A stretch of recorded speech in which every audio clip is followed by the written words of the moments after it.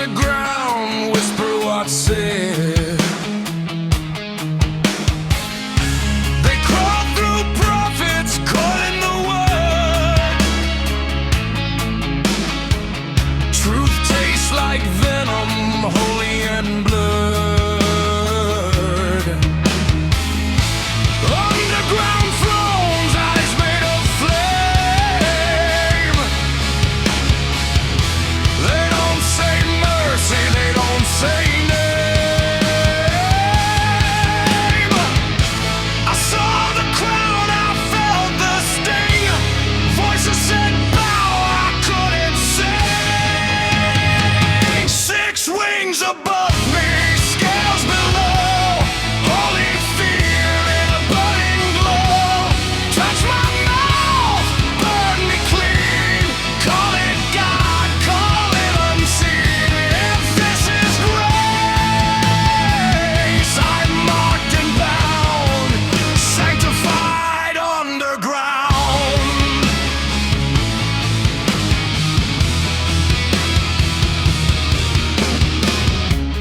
Temple shaking, smoke in the air. Covered faces, nobody cares. Dragons in myth, watchers in stone. Old gods wearing heaven's throne. They say chosen, I say scarred. Every vision hits too hard. Woe is me, I've seen too much. Purified by a violent touch. 6 wings above me, scales below. Truth injected, forced to know. Holy words cut like knives, burned alive to stay alive. If this is one, why does it wound? Sanctified too soon.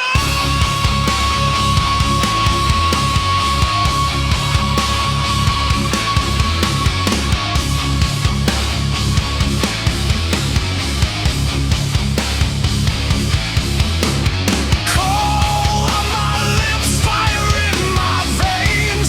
Washed of sin but left insane. If angels bite and dragons kneel, tell me what is fake or real.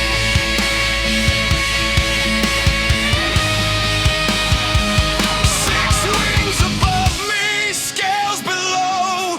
No escape from what I know. Call it glory, call it sound. Heaven's claws in sacred ground. If this is God, I stand condemned,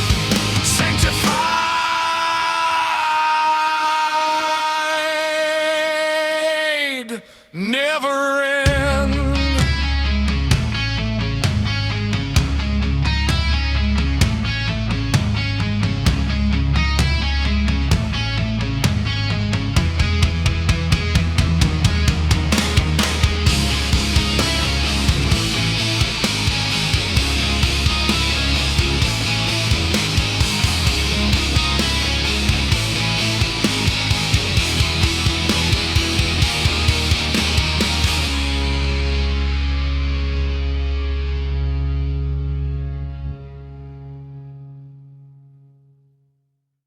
Well,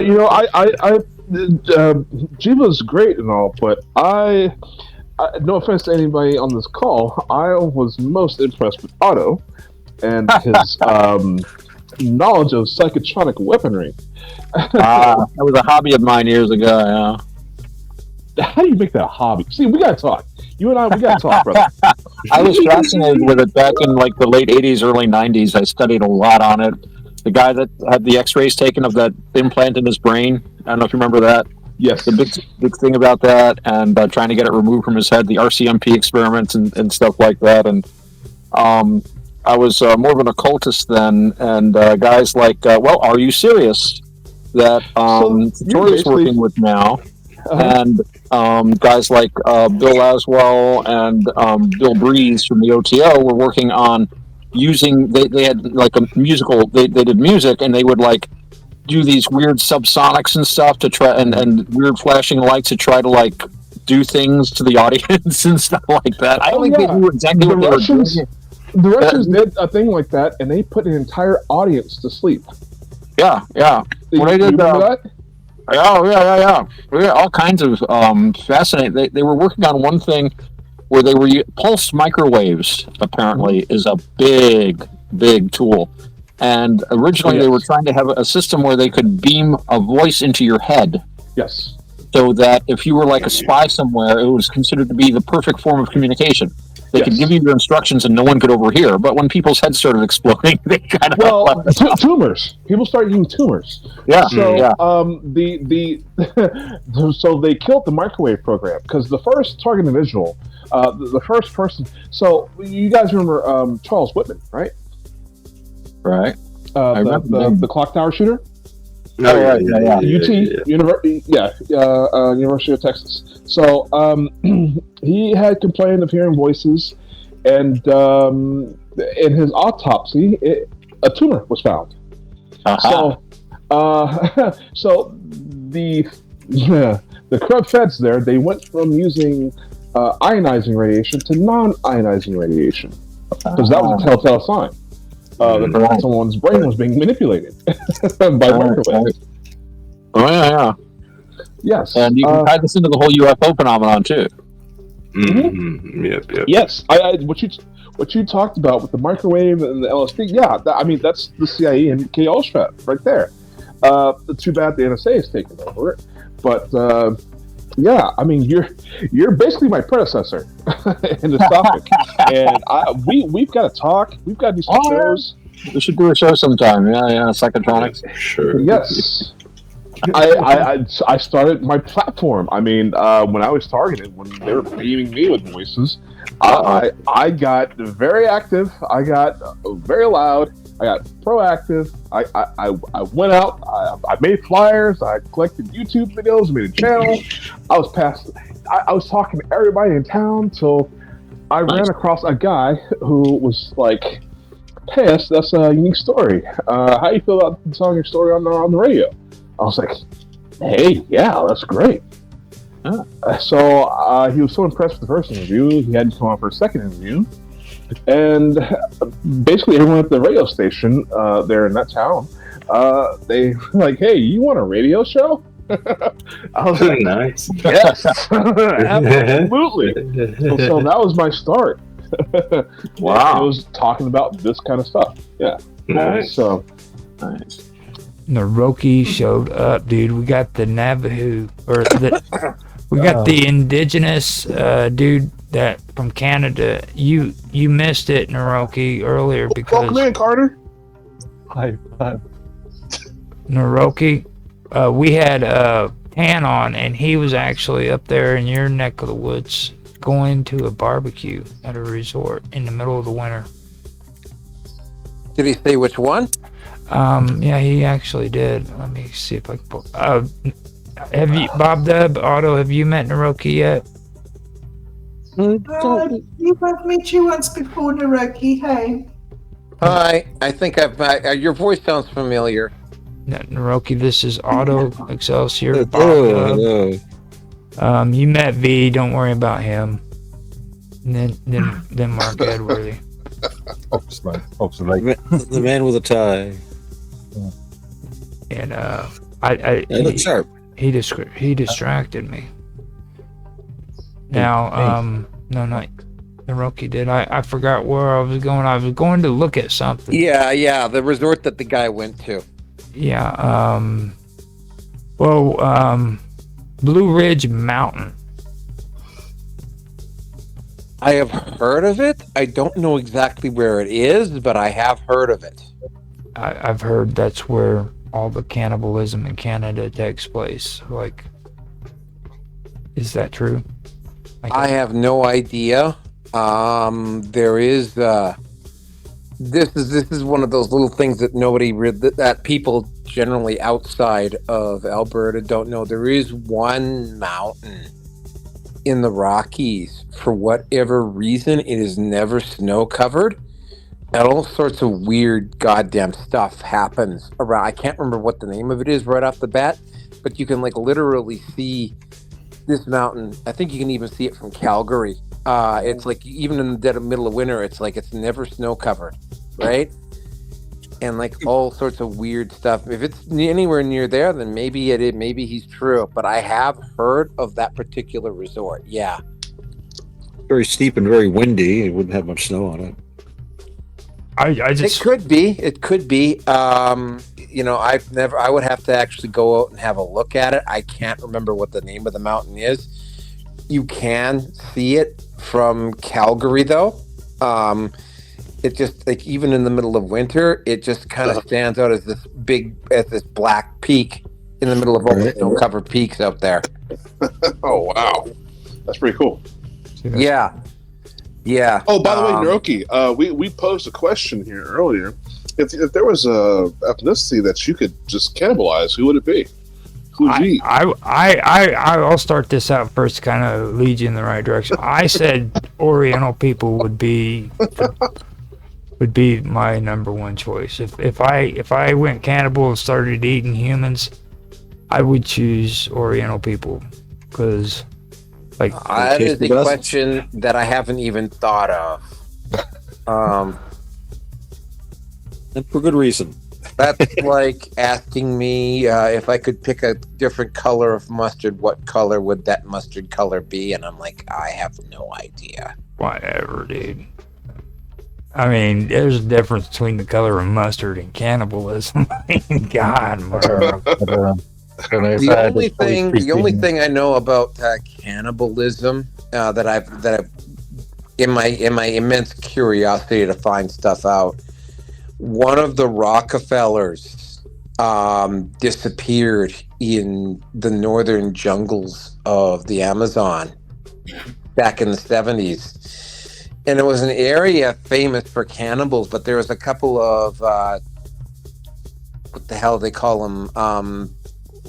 People who study anthropologists who did this research into this one tribe, and out of the blue there was this one white guy, and he bore a very strong resemblance to this missing Rockefeller, although they never actually got the chance to ask him anything. But I mean, yeah, this particular tribe was noted for its cannibalism, and there's still areas deep in the Amazon rainforest where the natives will still eat people from time to time. New Guinea too. Yeah, and New Guinea as well. I Although it's generally frowned upon, because even in the deepest, darkest parts of Africa, where they have ceremonial actually, or South America, like even in those parts of, even the really isolated parts of the world, which aren't very many anymore, but they're still out there, they have heard of, you'll still run into them, and they'll be doing stuff like wearing T-shirts and stuff like that, which means that they've been trading with the tribes around them, and they've heard of some of the stuff that's going on. It's kind of like second, third, and fourth hand information, but they know, for instance, that they know that the world's a lot bigger than what they realize. Like even in those really isolated parts of the world where there's tribes like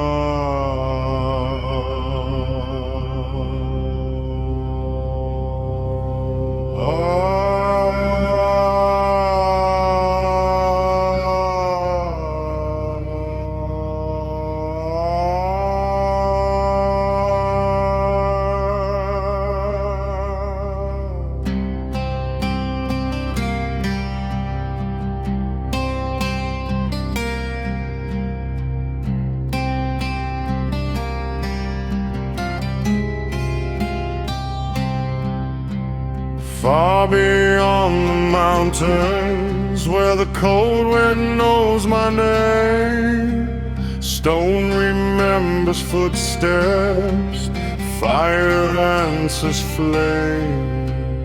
Through the passage opening between the dark and dawn, I heard the silence breathing before the light was born.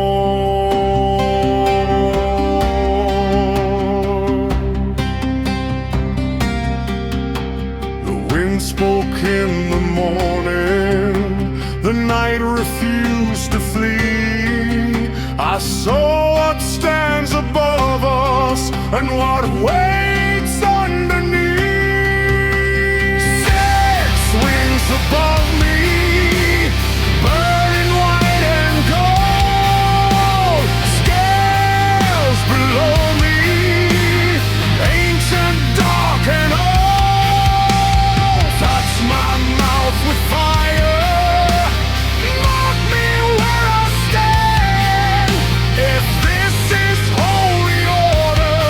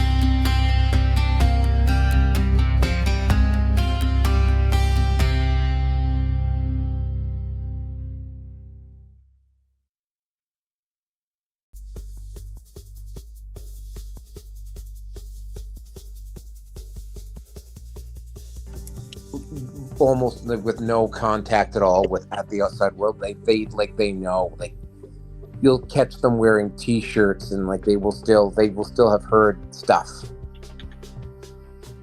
That's so weird. I actually I like reading about all of it when it comes to that, because I think I had a conversation with someone. I can't remember who it was, but like they have islands that are actually secluded from the rest of the world where you're not even allowed to fly over them because there's cannibals on it. Yeah. I was Well, just there's an thinking. island off the coast of North Sentinel. North Sentinel North Sentinel. Island. Yeah, North Sentinel. Yeah, you end up. A bunch of fishermen got shipwrecked there. They didn't survive long. You gotta be careful. Gotta be careful. Nancy wants to come back, and I made sure this time B is not gonna be here. It's because for one thing, Nancy is freaking amazing, dude. Like in a crazy, Tonight. yeah, in a crazy way. Oh, she's Very in the pin last night. So. yeah. She said she'd be willing to come back in after that horrible incident we had with her and B. He would be living in a house filled with ghosts. That's what England is so full of. It's like haunted spots. How many haunted residences have you lived in, Mark? Don't know. According to my mother, the family place is meant to be haunted. See, that's all I'm saying, dude. You gotta love England, dude. You know what I mean? Everybody believes in ghosts. The older ones, I mean. Well, you know what I mean? Like Okay. the older generations before us. Like you tell them there ain't no such thing as ghosts. You believe the evidence of your senses, you know? Mm-hmm.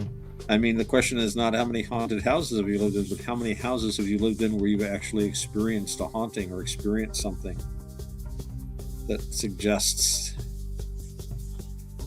that there might have been something there. Oh, he's getting quiet again. He's afraid of ghosts. He gets real scared. Like, It's like behind him, that skeletal hand. yeah.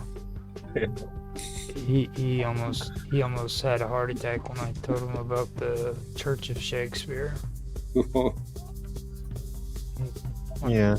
And then I proved it to him. I showed him the video of when they walk in and they walk up to the altar, you know, and they turn the camera and looked, and there's Shakespeare's freaking altar sitting right there, man. I remember that was the first time we started talking about that, me and him.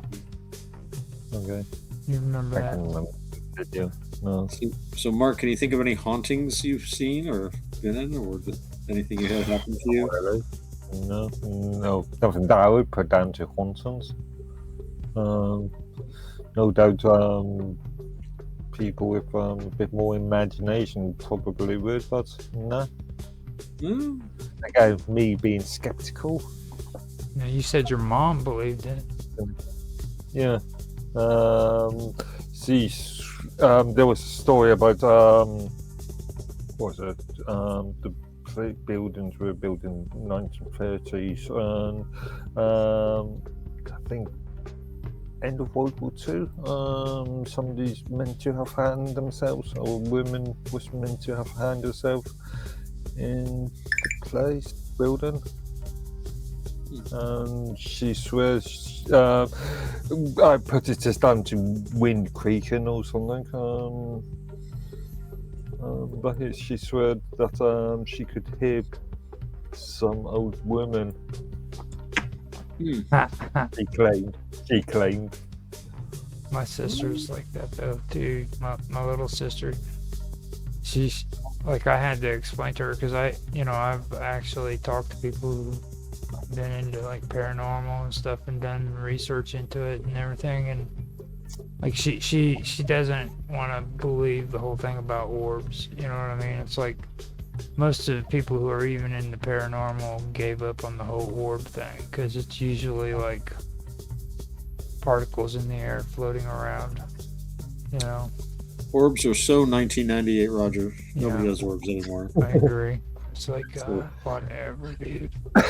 You know, freaking like, come on, man, seriously. So George Adamski. Whoosh. Yeah, and then UFOs, like ufologists are even like coming out with like these weird orbs that float in the sky, and they have a funny ship in it that resembles, you know, like Battlestar Galactica.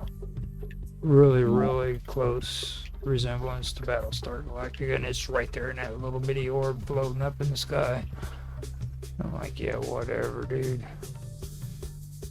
CGI. I think sometimes I remember reading a story a long time ago about ghosts, and it was an interesting. I forget when it was written, but the idea was that this person was in this room, and he saw a ghost, but the ghost was like this person from like centuries before. But meanwhile, the person centuries before thought that the spirit had visited him. They both thought the other one was a ghost, but it was more like a time slip. And the idea that ghosts aren't so much as the spirits of departed people, as just people going about their lives, but that you're just catching a glimpse of it. It's breaking through the veil of time. Yeah. A little bit. That's the stuff I love. I love that stuff. So maybe it's time travel. I know The thing that the easiest thing I've been able to debunk on those situations is slamming doors.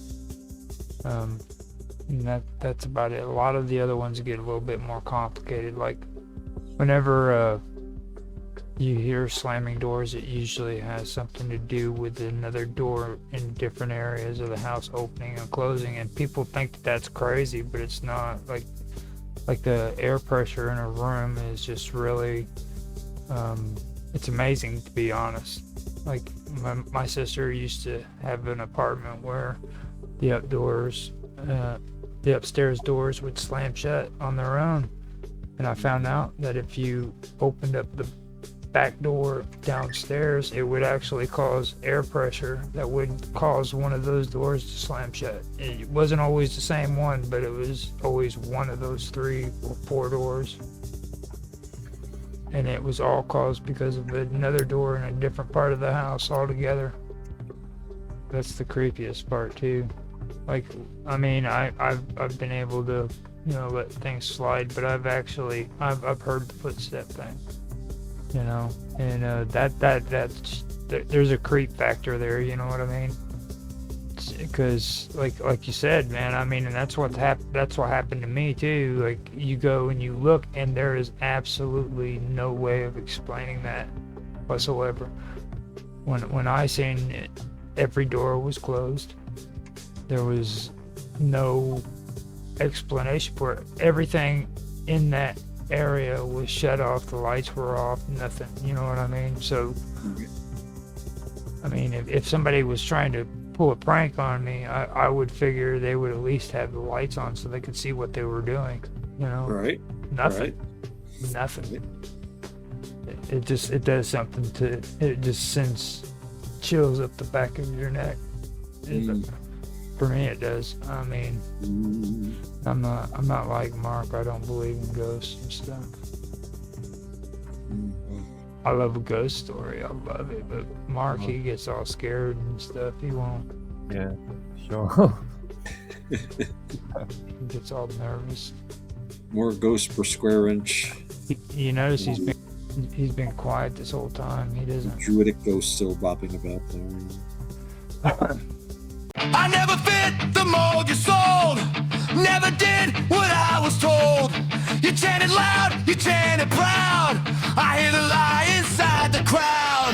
You clap along, you nod on cue.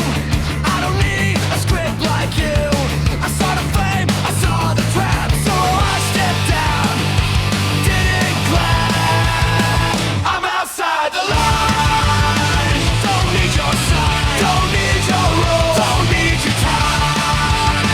I'm outside the line. Say it again.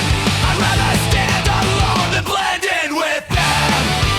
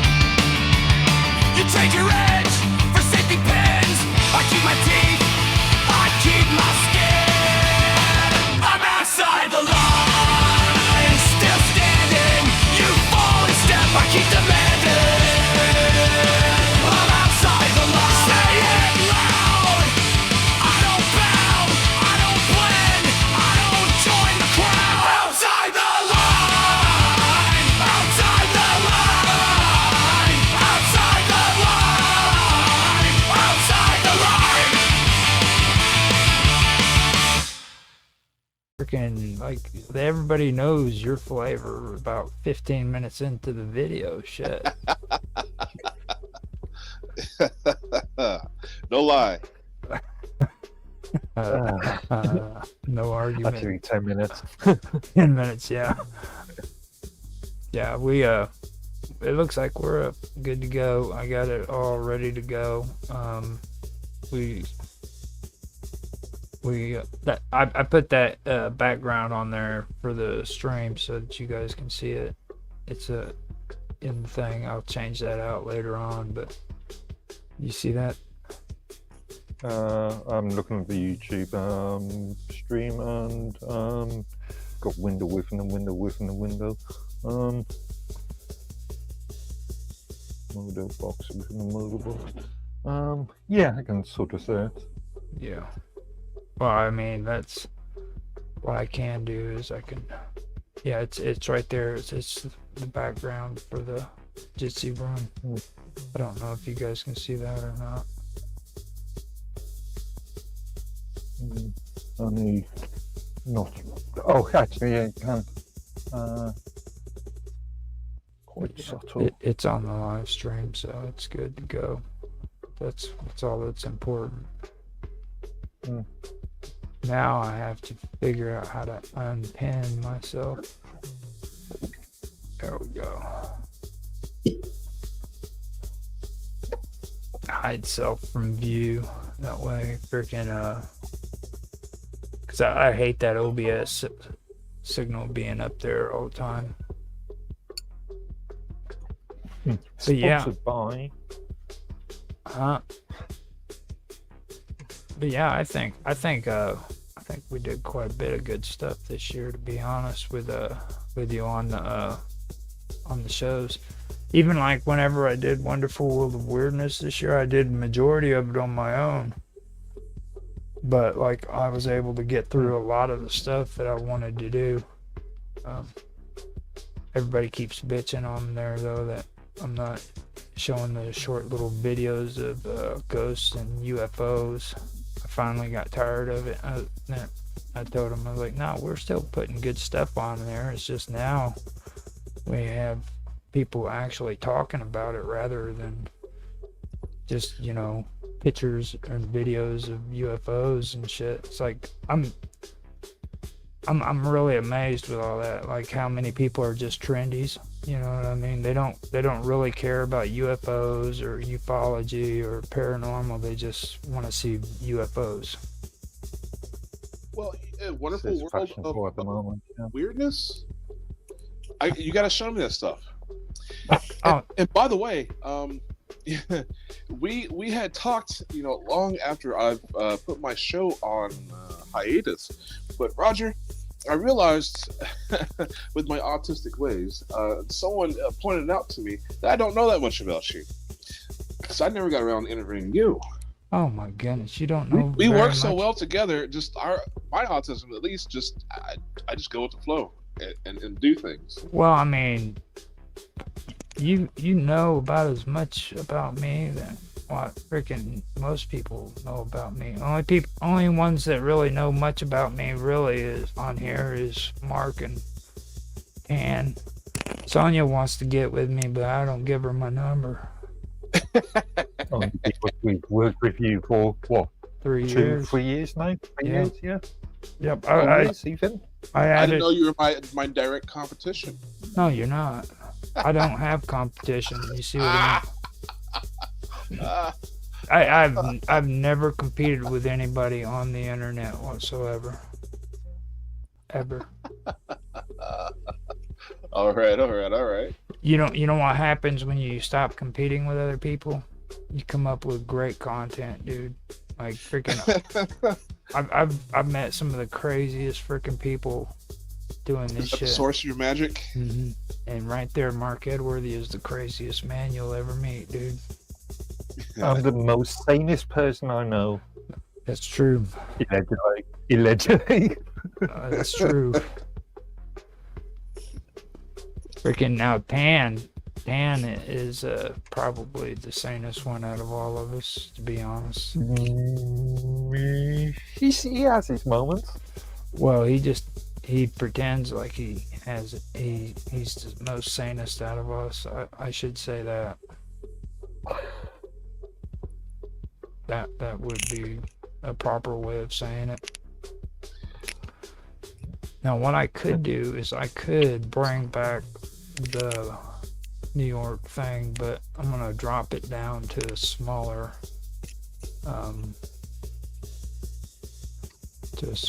view. Stick in the corner or something. Transform it to where it fits the screen, and then make it smaller. Oh, Otto, hi. Hello. Transform. Didn't mean to crash in on anything. Hey, Otto, welcome. Hey, it's Otto. Yeah, Happy New Year, everybody, or almost New Year, depending on what side of the timeline you're on. Mm-hmm. Now be careful. B is here, so So you know how it's gonna go from this point. as Charlie Chan used to say. He started getting all crazy and perverted a little while ago, talking about sexy talk and shit. This is a live stream on YouTube, isn't it? Mm-hmm. Yeah. Aren't there rules? I wasn't the one that put on Aren't strict. there like AI monitoring every word with a 2-second delay? Mm-hmm. Well, see, the good thing about this is that the audio is turned off. And that's YouTube AI. We love you, really. don't ban us. Don't ban us. oh, hell, YouTube. I, for one, would like to welcome our new AI masters and overlords. The overlords. I would out human resistance. Yeah, I was thinking more on the lines of overlords. I like that. I'm gonna use that as my. There it is. Okay. It took a long time for it to finally do it. Okay, so we have the chat on the right hand side, and then the event on the left hand side. So I'll take your word for it. I'm just in the Jitsi. Hold on a minute. Now I could share my avatar, but now I've got to figure out how to unhide myself in here again. Cause see, I keep doing that OBS shit, and every time I do the OBS, it does the emblem, you know what I mean, where it shows OBS. Right. Or the little round free corner zone. Yeah, there we go. So I can actually put that inside of here on my OBS to where you guys can watch it from here. Get that I must step away for a moment. Excuse me. Certainly. Get that set up. So did everybody go through what they were doing for New Year's? For me, I had to go down and get freaking crackers because they want to apparently make ham and beans with crackers. Interesting. I was like, I told somebody at the grocery store, I was like, who needs freaking to get drunk on New Year's Eve when you have relatives that want to eat ham and beans for Christmas morning? Well, you've got to have crackers. I mean, that's the traditional New Year's feast. I thought everybody knew that. Well, with ham and beans, of course, yeah. That's no brainer. You got to do that. So. All through America. Although bacon, I'm not a big fan of pork, but I can always go for. Mm-hmm. Just trying to think of as a traditional sort of New Year's meal in the UK, but there isn't. You kill the animals that you can't feed over the winter. Yeah. In the fall. And so in the fall and winter, you tend to have more pork product. Pigs were always a great source of protein under those sorts of conditions. Okay, there we go. I got it set up. There it is. I had to get rid of that background is what it was. See that cool freaking... Okay, yeah, you've got a screen. Look at that. Oh, nice. Look at that. We're all professional and shit now. Very groovy. Before long, I'll be a producer.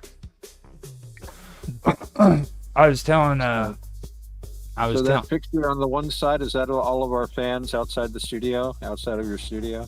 Yes, that's we're inside Looking that. into the windows to see where, you know, you're just sitting there with your microphone and your pro studio.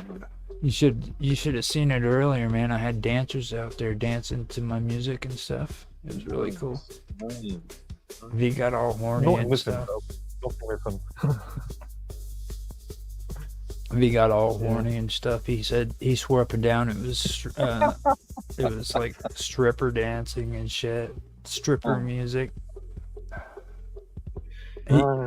He apparently knows like alternative words, keywords. Pervert. Well. Well, I've just noticed something on the YouTube. Then your own box within a box is reversed. It's Oh mirrored. yeah, I forgot to do that. Yeah. I need to do the settings on here in mirror. Good call. Good call. That is This true. Video production in action. Ladies There and we gentlemen. go. Actually, I You can find did. this on any other channel on the internet.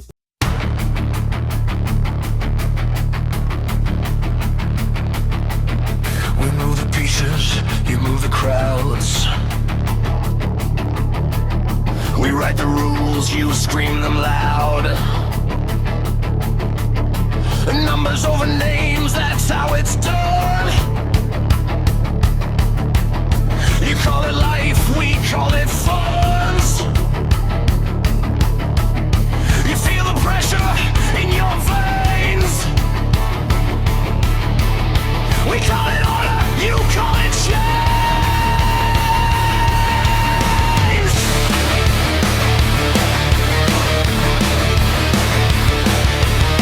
You feel watched, we feel secure. You play it true, we sell the cure. Quiet hand on the world from tight. No blood in the streets tonight. You say balance, I say lie. You say survive, I say why. Count me out, mark me dead. I won't kneel to the quiet hand.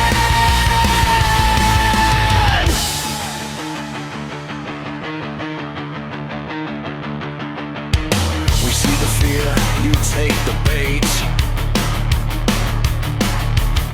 You line up calm while we decide fate.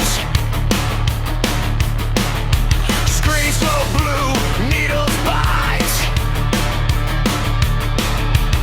You sign away another night. You say trust, I hear control. You take the body, take the soul. You call it safety, call it clean. I call it lost, dressed up in green. Quiet hand on the world's throat tight. Now blood in the streets tonight. You say progress, I say cage. You say peace, I see a state. I won't fade, I won't be scared. I won't kneel to the quiet hand.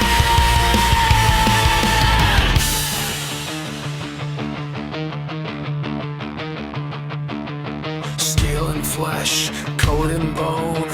You want a hive, I want my own. If this is the future you planned, I'll burn the blueprint with my hands. Final, iron, loud demand. You can't own a thinking man.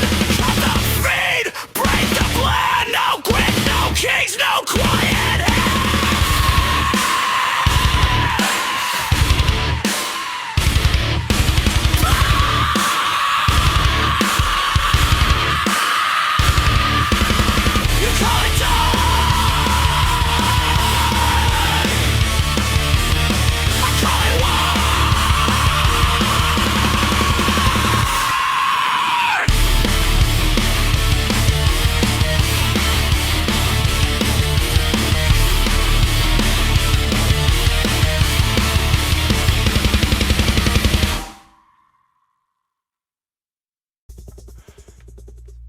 That's actually the way it's supposed to look right there. I was supposed to take it. I had it on mirror, and because usually it does that weird thing on Teams, so I have to hit the mirror thing. But this time I didn't have to. So let me double check, make sure. Nice. Yeah, there we go. We are good to go. So, what about you, Otto? Anything good happened to you this year? Well, I'm still here, so that's a good thing. And came close a few times, but here I be. Just thinking about I'm sitting here in my driveway enjoying some wonderful tobacco I get from Kendall, Garworth and Hogarth tobacconists there. A wonderful, wonderful blend that I enjoy. Watching all the drunks and the cops out on the road and congratulating myself that I'm sitting here nice and warm and toasty. And just got a text from a friend of mine who wants me to watch his kids for a few hours tonight. So I might wind up going out and for my sins of toasting in the new year with water, or Adam's Ale, we used to call it. It's like, well, I don't want to leave him in the lurch when he has to go out and do something on a night like this. So I'll probably wind up doing some babysitting for a couple of hours later. All right, I'm back. And better than ever. That Otto is a grown man who babysits? Yeah. I dog sit, babysit. Well, they're not really babies, but just a couple of kids that are old enough to take care of themselves, but not so old you want to leave them in the house. And I've known them since they were born.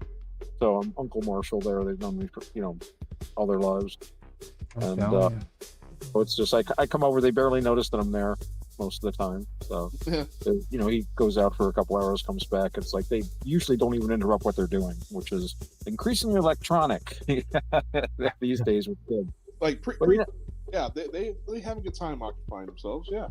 Well, I was looking at some of these things because when I'm watching these kids grow up, and I'm like, I'm like, oh my God, all these electronics are going to ruin them, and especially in that their household is always very electronic. But he and she always kept a really close eye on their electronic use, and when I would look at what they were doing, these things were they seemed like pretty educational games. They had to do with matching colors, spelling, identifying shapes, and I'm like, this is exactly what you'd get in a kindergarten or something. I didn't see anything that wasn't really helpful, and they both grown up to be pretty smart kids from what I've seen so far.